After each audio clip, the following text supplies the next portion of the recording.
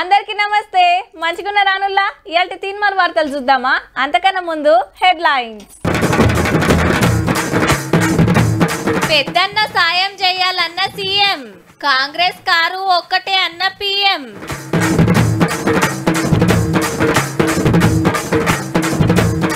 ఇచ్చిండ్రు ఇంకో 5000 జాబులు ఇంగ్లీష్ రాదన్నోళ్లకు సురుకులు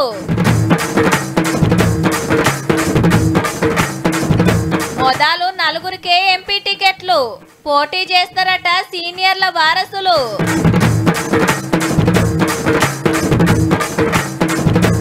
ఫిబ్రవరిలో బగ్గైంది బీర్ల పోత ఇంకింత పెరుగుతుంది ముంగట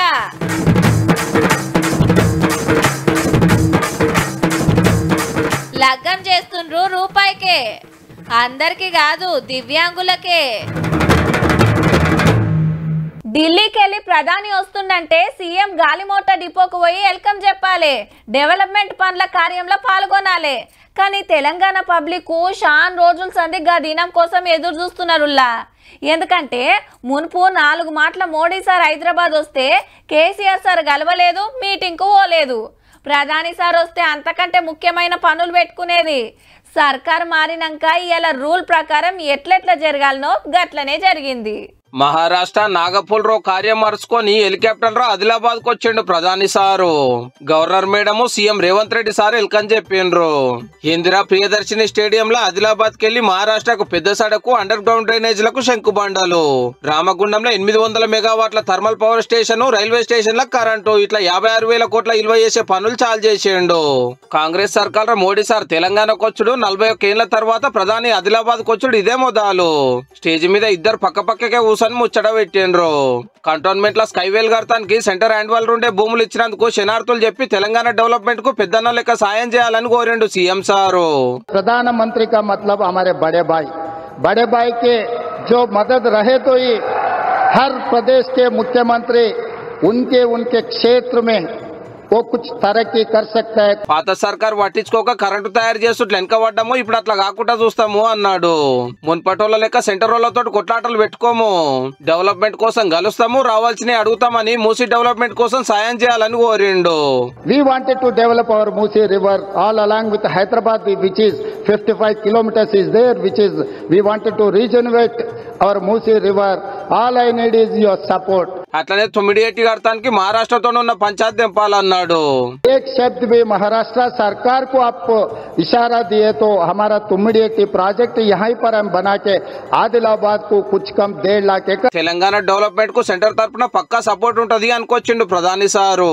तेलंगाना समेत देश के अनेक राज्यों में विकास का नया अध्याय लिखेंगे అయితే పవర్ ఉన్న టైంలో మోడీ సార్ తెలంగాణకు వస్తే గల్వనోళ్ళు ప్రతిపక్షంలోకి వచ్చినాక గిట్లా అంటున్నారు పెద్దన్న మరి మొన్న బడ్జెట్ లో ₹1 కూడా తెలంగాణకి ఇవ్వకపోతే తెలంగాణ ముఖ్యమంత్రి గారు రియాక్ట్ అవ్వకపోవడం అన్నది చాలా దారుణం పెద్దన్న చిన్నన్న అని పిలుచుకుంటున్నారు వాళ్ళిద్దరు నెక్సెసే ఎక్స్పోజ్ అవుతా ఉంది ఇలా బీజేపీ కాంగ్రెస్ ఒకటే అని మేము చెప్తా ఉన్నాం ఈ బడే బాయ్ చోటే బాయ్ సంబంధం అనేది ఈ ఎన్నికల ముందు ఇంత ముందు చాలా తక్కువగా రహస్య ఒప్పందాలు ఉండేది ఇవాళ మాత్రం బీజేపీ కాంగ్రెస్ యొక్క చీకటి ఒప్పందం కొలువుల జాతర అని అప్పట్లా కేసీఆర్ సార్ అసెంబ్లీలో చెప్పంగానే నిరుద్యోగులంతా చిన్నగా మురవలే చెప్పినట్టే జల్దిగానే తొలుత 2-3 నోటిఫికేషన్లు కూడా వేసిండ్రు కానీ ఆ టెన్కనే అసలు కథ చాలైంది క్వశ్చన్ పేపర్లు లీక్ అవ్వడు రాసిన పరీక్షలే మళ్ళా రాసుడు కారోలు పట్టించుకోకపోవుడు సర్కార్ మారినాక వరుస పెట్టి నోటిఫికేషన్ లేచుడు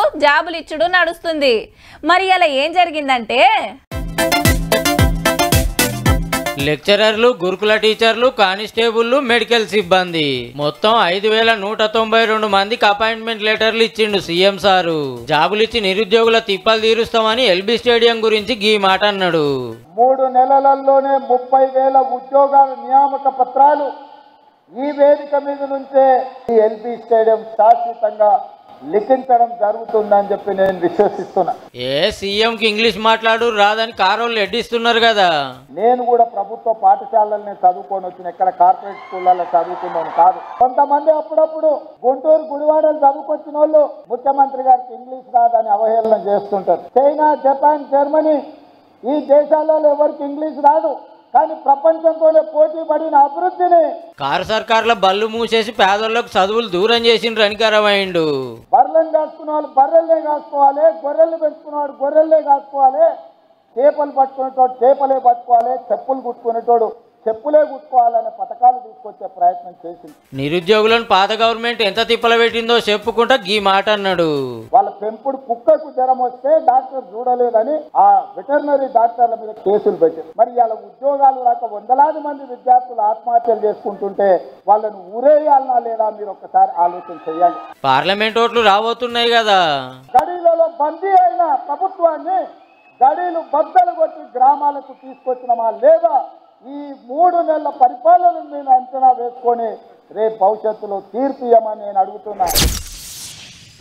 ఫస్ట్ లిస్టులా 195 మందికి టికెట్లు ఇచ్చేసింది బీజేపీ. మున్పు లెక్కనే మోడీ సారు వారణాసికి వెళ్ళి పోటీ చేస్తున్నాడు. తెలంగాణలో 9 మందికి టికెట్లు కన్ఫర్మ్ అయితే 8 సీట్లు పెండింగ్ లో పెట్టిండ్రు. అయితే ఫస్ట్ లిస్ట్ లో టికెట్లు రానోళ్ళంతా జరంతా నారాజులు ఉన్నారట. సీనియర్ల సలహాలు తీసుకోలేదని కొందరు, గెలవనోళ్లకు టికెట్లు ఇచ్చిండ్రని ఇంకొందరు, మా సీట్ల సంగతి ఏందని కడమోళ్ళు. టికెట్ల పంచాది నడుస్తున్నాయల్లా ఢిల్లీకి వెళ్ళి మోడీ సార్ వచ్చిండు. అటు సర్కార్ కార్యం, ఇటు పార్టీ ముచ్చట రెండర్చుకున్నాడు.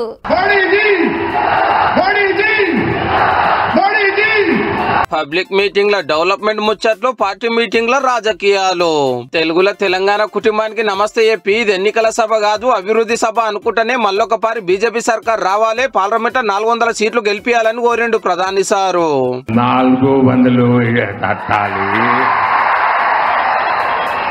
బీజేపీకి ఓటు వేయాలి. హైదరాబాద్ హ్యాబిట్స్ లా కడుతున్న రామ్జీ గోండ్ మ్యూజియం, ములుగుల కట్టబోతున్న Sammakka Sarakka central tribal museum ముచ్చట యాద్ చేసి గిరిజనులు ఆదివాసులకు బీజేపీతోనే న్యాయం జరుగుతుంది అన్నాడు. మోదీ గ్యారంటీ అంటే గ్యారంటీగా పూర్తి అయ్యే గ్యారంటీ. తెలంగాణలో బీఆర్ఎస్ వల్ల డెవలప్మెంట్ జరగలేదు, కాంగ్రెస్ తోటి కూడా జరిగేదేం లేదు, 2 పార్టీలు అబద్ధాలు చెప్తున్నాయి, అవినీతి చేస్తున్నాయి అనుకొచ్చిండు. 2 पक्की चीजें हैं उनके चरित्र में, एक झूठ, दूसरा लूट. बीआरएस की जगह कांग्रेस से आने से कुछ नहीं बनने वाला, क्योंकि एक ही चट्टे बट्टे के लोग हैं ये. కాళేశ్వరం అవినీతిలా బీఆర్ఎస్ కాంగ్రెస్ కుమ్మక్కైనాయి. అప్పుడు మీరు తిన్నారు, ఇప్పుడు మేము తింటామన్నట్టు చేస్తున్నాయట 2 పార్టీలు. तुम भी भले हम भी भले, तुमने खाया मैं खाऊंगा. కుటుంబ పార్టీ లెక్క కుటుంబ రాజకీయాలు చేస్తలేను, మీరే నా కుటుంబం అని చాటింపేసిండు. నేనే మోదీ కుటుంబం, నేనే ఏడికెళ్ళి తమిళనాడుకు పోయిండు, రాత్రికి మళ్ళా హైదరాబాద్ కు వచ్చిండు. రేపు సంగారెడ్డిలో డెవలప్మెంట్ పనులు, పార్టీ మీటింగ్ చూసుకొని ఒరిస్సాకి వెళ్ళిపోతాడు.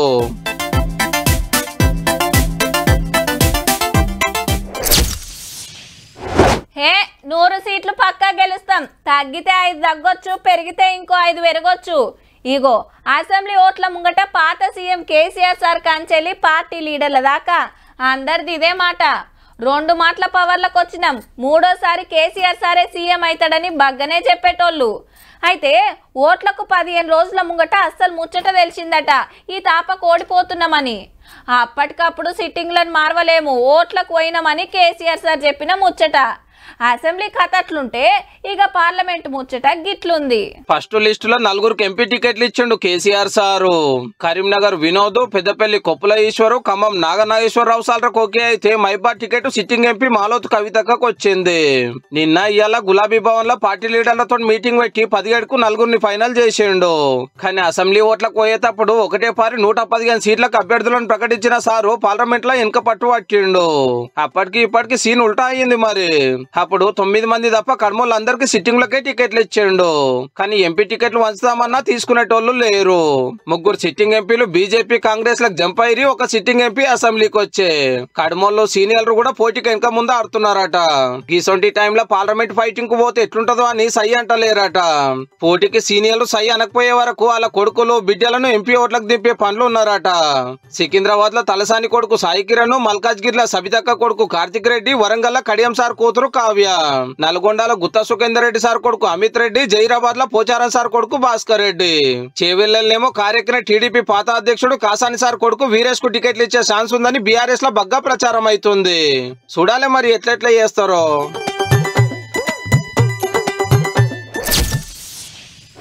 కాళేశ్వరం కాళేశ్వరం కాళేశ్వరం అప్పుడు కలవరిచ్చినోళ్ళు సైలెంట్ అయినరు, ప్రశ్నించినోళ్ళు ప్రాజెక్టు కథ తవ్వే పనులున్నారు. 1,00,000 కోట్లు పెట్టి కట్టిన ప్రాజెక్టు గురించి రోజుకో ముచ్చట తెలియవట్టే. మేడిగడ్డ పిల్లర్లు కుంగిన కాంచెల్లి కాళేశ్వరం కథలు ఇంకింత జోరైనాయి. అసలు ప్రాజెక్టే అక్కర్రాదని సర్కారోళ్ళు, రిపేర్లు చేస్తే సరిపోతుందని కట్టినోళ్ళు. అసలు కథ తేలుస్తానికి గీళ్ళు లైన్లకు వచ్చిండ్రు. మేడిగడ్డ పిల్లలు ఎందుకు గొంగినాయి, ఎందుకు పగుళ్ళొచ్చినాయి, సుందిల్ల సంగతి ఏంది, బొంగల్ పడ్డ అన్నారం ఆగుతుందా, 3 బ్యారేజీల కథ ఏంది, రిపేర్లు చేసుడు అవుతుందా, ఇంకింత ఆగం కాకుండా ఏం చేయాలనో అరుస్కరమని కాళేశ్వరం మీద ఒక కమిటీ వేసింది నేషనల్ డ్యామ్ సేఫ్టీ అథారిటీ. అంటే ప్రాజెక్టుల మంచి చెడ్డలు చూసే సంఘం అన్నట్టు. 4 సభ్యులు, సెక్రటరీ ఉన్న కమిటీ కాళేశ్వరం బ్యారేజీలు అన్ని తిరిగి ఎట్లెట్లా కట్టిరు, ఏం నష్టమైంది మొత్తం చూసి 4 నెలల రిపోర్ట్ ఇస్తదట. అప్పటిదాకా కాళేశ్వరం దగ్గర ఏ పనులు కావన్నట్టు. ఈ ప్రాజెక్ట్ కథ ఏందో తేల్చాలని 3 వారాల కింద నేషనల్ డ్యామ్ సేఫ్టీకి తెలంగాణ సర్కార్ ఉత్తరం రాస్తే ఇప్పుడు కమిటీనే వేసిరు అన్నట్టు. గా పనేందో జర జల్దినే వేయరని కోరిండు నీళ్ల మంత్రి ఉత్తమ్ కుమార్ రెడ్డి సారు. 1,00,000 కోట్లు పోసి కట్టిన కాళేశ్వరం మీద కమిటీ రిపోర్ట్ ఏమొస్తుందో గానీ ప్రాజెక్ట్ కట్టిన పెద్ద ఇంజనీర్ కేసీఆర్ సారే మేడిగడ్డ మీద కారోళ్ళు ఎవ్వరు మాట్లాడొద్దని ఆర్డర్ వేసిండు. జల్దిగానే అన్ని ముచ్చట్లు సారే చెప్తాడట. టీవీలలో ఇంటర్వ్యూలు, చర్చలు కూడా పెడతాడట్టుల్లో. 1-2 పనులు ఇరిగితే తీసేస్తామా, కొత్తవి పెడతాము, పిల్లలు కూడా గంతే రిపేర్ చేయాలని అనుకొచ్చిండు. అంటే సారు దృష్టిలా ముసలోళ్ళైనా కూడిపోయే పనులు, బందోబస్తు, సిమెంట్ పిల్లలు 2 ఒకటే అన్నట్టు. కాకుంటే ఈ ముచ్చట ముంగట కాకుండా గులాబీ భవన్ లో పార్టీ లీడర్ల ముంగట చెప్పిండు. కానీ ప్రాజెక్టు చూద్దాం రమ్మని కాంగ్రెస్ వాళ్ళు బస్సులు కడితే పోకుండా నల్గొండలో మీటింగ్ పెట్టిండు. అటెంక బీఆర్ఎస్ పార్టీ తరఫున మేడిగడ్డ టూర్ పెడితే పెద్ద సార్ ఓలేదు, రామన్న పిల్లల దిక్కే చూడలేదు. ఇప్పుడేమో చర్చలు పెడతా ముచ్చట చెప్తానుడే చిత్రం ఉన్నది పో.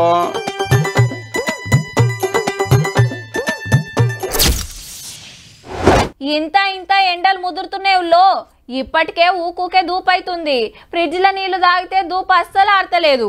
కుండల నీళ్లు తాగితే జర్సే పోర్చుకోవచ్చు. ఇక పండ్ల మీద బయటికి పోతోళ్ళు బాటలలో నీళ్లు తీసుకుపోతారు. తొవ్వెంట జ్యూసులు, కూల్ డ్రింకులు ఇగ్గుతుంటారు. కానీ అందరు నీళ్లు, కూల్ డ్రింకులే తాగరుల్లో. కొందరు గీతొవ్వదొక్కుతారు. అన్నలకు అర్థమయ్యే ఉంటది. సూరన్న సురుకులు వేంచుడు, బీర్లు బుస్సున బొంగుడు, బయట ఎండలు దంచుడు, బార్ల బీర్లు చంపుడు. డిగ్రీల కొద్ది గరిమి పెరుగుతుంటే లక్షల కొద్ది బీర్లు గుంజుతుర్రు. అవు మరి మునుపు ఏడాది ఫిబ్రవరిలో 38 లక్షల బీర్ల కేసులు గుంజుతే ఈ ఏడు ఫిబ్రవరిలో బగ్గపోత పోసి పాత రికార్డు అల్కగా దాటేసిండ్రట.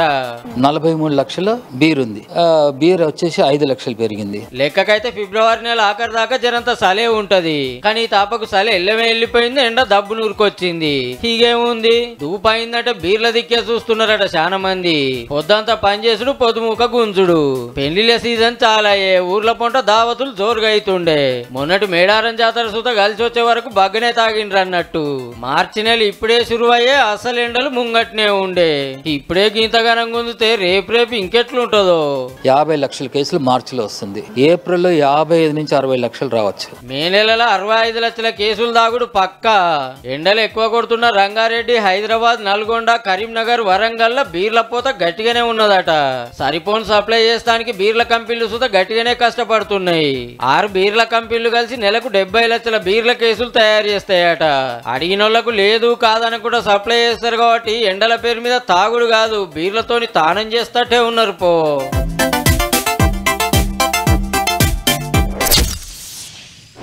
సర్కార్ ఆఫీసులకు పోతే సార్లు, మేడాలు ఎంత బిజీగా ఉంటారులా.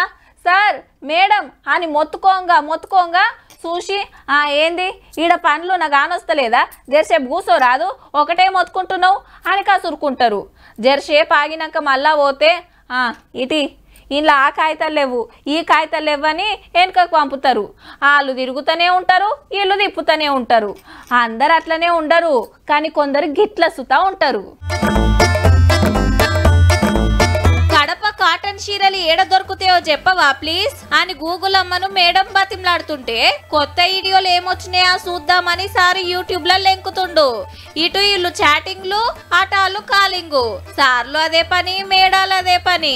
ఇంతకు ఏడనుకుంటున్నారు? హనుమకొండ కలెక్టరేట్లా సమస్యలు చెప్పుకుంటానికి ఓ దిక్కు పబ్లిక్ అంతా లైన్ కడితే వీళ్ళేమో ఫోన్లలో తలకాయ పెట్టి చాటింగ్లు చేస్తున్నారు. చాటింగ్లు అసలు ఆఫీస్ కు, పబ్లిక్ కు, దరఖాస్తులకు సంబంధమే లేనట్టు ఎవ్వల బిజీలా ఉన్నారు. కొందరు ఆఫీసర్లు మాత్రం దరఖాస్తులు తీసుకుంటా వాళ్ళకు సమాధానం చెప్పలేక యాస్టకొస్తుంటే వాళ్ళు చూసుకుంటారు మనకెందుకని అల్కగా తీసుకొని ఫోన్లలో తలకాయలు పెడుతుర్రు. గ్రీవెన్స్ లా సర్కార్ ఆఫీసర్లు గింత ఇంట్రెస్ట్ గా డ్యూటీలు చేస్తున్నారు కాబట్టి పనులు గాక ఆరమారం దరఖాస్తులు పట్టుకొని పబ్లిక్ తిరుగుతున్నారు అన్నట్టు. మొత్తానికి సోమవారం పబ్లిక్ కు గ్రీవెన్స్ డే అయితే ఆఫీసర్లకు ఆడుకునే డే ఉన్నట్టుంది. ఫస్ట్ కే జీతాలు తీసుకుంటున్నందుకు గింత పద్ధతిగా పనిచేస్తున్నట్టున్నారు. అవుగాని ఈ తాపకి ఎంత వస్తుండొచ్చు, మున్పు కంటే ఎంత ఎక్కువ రావచ్చు అనే ముచ్చట్లు నడుస్తున్నాయి అంతటా. జాతర చిన్నగా అయిందా మరి? 4 రోజుల జాతర పేరు మీద కోటికి మీద భక్తులు వచ్చిరి. గద్దెల చుట్టూ గల్లెలు పెడితే అటు తల్లులకు మొక్కులు తీర్చుకునుడు, ఇటు కానుకలేసుడు. పోయిన బేస్తారం సంది గల్లెలు దులిపి ఏ రోజు ఎంత ఎంచిండ్రో చెప్పిండ్రు. మరి అలా ఏం నడిచిందో అరుచుకుందాం పాండ్రి. మేడారం గల్లెలు ఎంచుడు ఆఖరికి వచ్చినట్టే.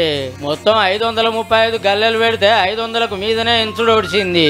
పోయిన బేస్తారం గల్లెలు దులిపితే 300-400 మంది లెక్క పెట్టిండ్రు. అటు నోట్లు ఇటు సిక్కలు బంగారం ఎండి సపరేట్ చేసుడు, జల్లెడబట్టి ఒడి బియ్యం బస్తాలకెత్తుడు, ఫైనల్ గా బ్యాంకులు లెక్క పెట్టి గుడ్ అకౌంట్లు వేసుడు. 2 ఏళ్ల కింద జరిగిన జాతరలో 11 కోట్లు వస్తే ఈ తాపగ్గా పైకొని దాటేసిండ్రు. అడుగు పొడుగు ఏమన్నా ఉంటే లెక్క పెట్టి తడిసిన నోట్లు మంచిగా చేసి రేపు లేదంటే ఎల్లుండి వరకు ఎంత వచ్చిందో చెప్పేస్తారట. కరెన్సీ గానీ ఎలాంటి డ్యామేజ్ జరగకుండా వాటిని శుభ్రం చేసి బ్యాంక్ వరకు అప్పగిస్తాం. ఇక వచ్చిన ఆమ్దానిలో 3వ వంతు తల్లుల పూజారులకు పోతుంది. మొత్తం 13 మంది పూజారులు గా పైకం పంచుకుంటారు. గత సంవత్సరం 3 కోట్ల రూపాయలు రావడం జరిగింది. ఈసారి 3,5 కోట్ల వస్తా అనుకుంటున్నాము. 4 కోట్లు కూడా రావచ్చు. గల్లెల కానుకలే కాకుండా భక్తుల మొక్కులు కూడా బయటపడుతున్నాయి. నోట్ల మీద అంబేద్కర్ బొమ్మ పెట్టాలి, మా ఆయన బెట్టింగ్ మానేయాలి, మా అక్క కొడుకు ఐఐటీల సీట్ రావాలి, నేను బయట దేశం పోవాలి, నచ్చిన పిల్లతోటి లగ్గం కావాలి, మంచి కొలువు రావాలని సిటీల మీద రాసి గల్లెలు వేసిండ్రు. గల్లెల కానుకలేస్తే మొక్కులు తీరుతాయి అన్నట్టే సిటీలు రాస్తే తల్లికి మా కోరికలు తెలుస్తాయి, చల్లగా చూస్తే అనుకున్నవి జరుగుతాయి అని నమ్మిక కావచ్చు.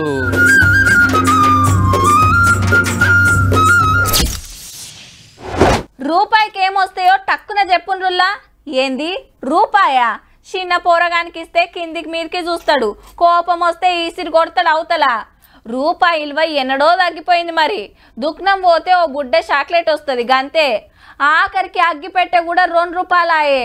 బిచ్చగాళ్ళకేసిన మోకం చూస్తుంటారు. ఇవాళ రేపు రూపాయికి ఏం రాదు, ఏం ఫాయిదా లేదు అంటారు కదా. కానీ తక్కువ ఈ పెండ్లికి ఎంత ఖర్చు అయి ఉంటదో చెప్పురుల్లా. 5-6 లక్షలకు తక్కువైతే కాదు అంటారులే. కానీ 1 రూపాయి ఖర్చు పెట్టి ఇద్దరు 3 ముళ్ళతోని ఒకటై 7 అడుగులు నడిచిండ్రు. పట్నంలా గీ స్వచ్ఛంద సంఘపోలు వేస్తున్నారు రూపాయి లగ్గం. సంఘం పేరు సుతా రూపాయి ఫౌండేషన్ అని పెట్టిండ్రు. రూపాయితోని రిజిస్ట్రేషన్ చేసుకుంటే చాలు, పుస్తెమట్టల కాంచలి సగుల మాల్లే చూసుకొని పెండ్లి చేసి తోలుతారు. వచ్చిన చుట్టాలకు భోజనాలు సుతారుసుకుంటారు. రేపు పిల్లగాడో ఉడితే సీమంతం తొట్టెల దావత్ సుతా ఇల్లే వేస్తారట. కాకుంటే అందరికి కాదు, వెనక ముందు ఎవ్వరు లేని అనాథలు దివ్యాంగులకు మాత్రమే. దాచిన రూపాయి నిన్ను ధనవంతుని చేస్తుంది, దానం చేసిన రూపాయి నిన్ను ధర్మాత్ముగా మారుస్తుంది అనే కాన్సెప్ట్ తో మేము ముందుకెళ్తున్నాం. 15 ఏళ్ల సంది రూపాయి పెండ్లిలు వేసుకుంటా పేదోళ్లకు ఆసరైతున్నారు. నా పెళ్లి కూడా వారి యొక్క ఇద్దరి దంపతుల చేతుల మీద జరిగింది. నా పెళ్లి ఆ రోజు 25వ పెళ్లి. ఆ రోజు నుంచి ఈ రోజు వరకు 108వ పెళ్లి ఇక్కడ వీళ్ళు చేయడం జరుగుతున్నది. ఇప్పటికి 100 మందికి మీద లగ్గాలు చేసుడంటే ఉత్తముచ్చటైతే కాదుల్లా. లగ్గం చేసినాక వాళ్ళ మంచి చెడ్డలు సుతా అరుచుకుంటారట. కానీ రూపాయికి రూపాయి ఆసరా అనుకునే ఈ రోజుల్లా రూపాయికే లగ్గం చేస్తురంటే ఇలా పెద్ద మనసుకు శనార్థులు చెప్పాల్సిందే. చూసిండ్రు కదా. ఇక ఇయాల్టి తీన్మార్ వార్తలు ఉంటాం. మళ్ళా నమస్తే.